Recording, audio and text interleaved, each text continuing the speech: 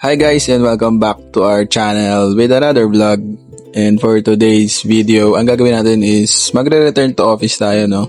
Kasi for every month, meron kaming mga once a month na return to office. And this is the first time na dadalhin natin si Monay, our minivan na DA64V sa ating office. So, ayan. Yun, so tinaray natin, no? Na mag-video dun sa may harapan nung kotse kahit wala pa tayong proper equipments. So, ayan yung naging kuha niya. Medyo nakatingala kasi hindi ko napansin na yung cellphone pala is nakatingala na siya. And tinanggal din namin siya kasi wala pang tint yung harapan nung minivan natin eh. So, naiinitan siya. So, ayan. Ganda naman, di ba? Kitang-kita yung skies, very clear. And ayun, naganda lang ako kaya sinama ko siya sa vlog natin kasi kitang-kita mo yung clear skies, kulay blue talaga. And medyo vibrant naman din yung kulay nung pagkakakuha natin, no? So ayun, no, sa vlog natin for today, explain ko lang na meron din kasi kaming leather souvenir shop. So nilagay ko yung link sa description below. And kukuha rin tayo ng mga supplies, ipapadala natin doon sa office. And at the same time, ikakarga natin siya kay Monay, no? Since malaki nga yung space ni Monay sa likod. So, ayan. Ayan, no? So, tamang training lang muna for today's video. Ayan. And after this, tumawag na yung Lala Move rider na nasa baba na daw siya. So, in-excuse ko muna yung sarili ko just to pick up the items, no? So, ayan, palabas na tayo. So, syempre,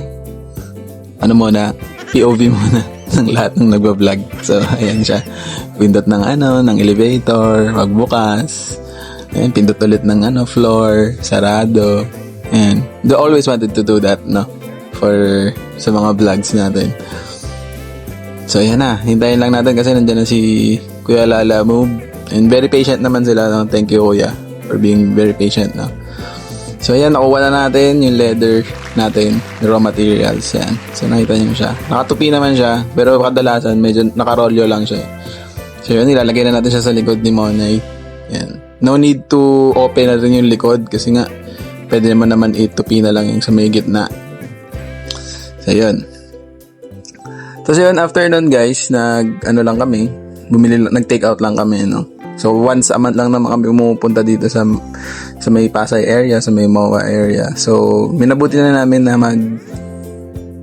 konting splurge lang sa dinner since minsan lang kami lumabas. Ayan, nag-North Park kami.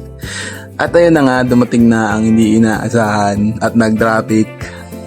Medyo first time ko to sa traffic. So, ayan, meow muna. Sobrang nangalay talaga yung paa ko. Siyempre first time, kahit na automatic, no, nakakangalay pa rin to. Feeling ko pupulikati na talaga. And bumper to bumper talaga dyan sa may exit na yan. So yun, nakauwi kami ng safe. And si Harley and si Quinzel. Yun lang guys, sobrang salamat sa pagnood ng video natin last time. And if meron kayong mga events, nagbebenta kami ng leather souvenir. So, nasa description below. Subscribe for more. Thank you very much.